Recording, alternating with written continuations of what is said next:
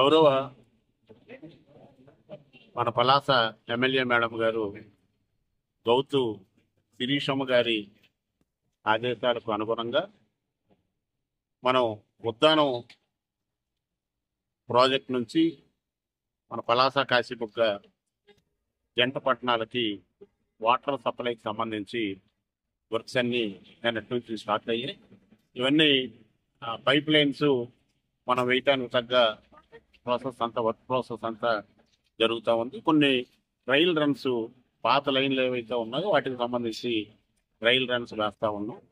ఈ వర్క్ అంతా కూడా 10 నుంచి 15 రోజుల్లో పూర్తయి మనం ఏదైతే మనకి 5 MLD అవసరమైందో మన టౌన్కి ఆ 5 MLD వాటర్ కూడా మనం ఉద్దానం ప్రాజెక్ట్ నుంచి తీసుకోబోతున్నాం.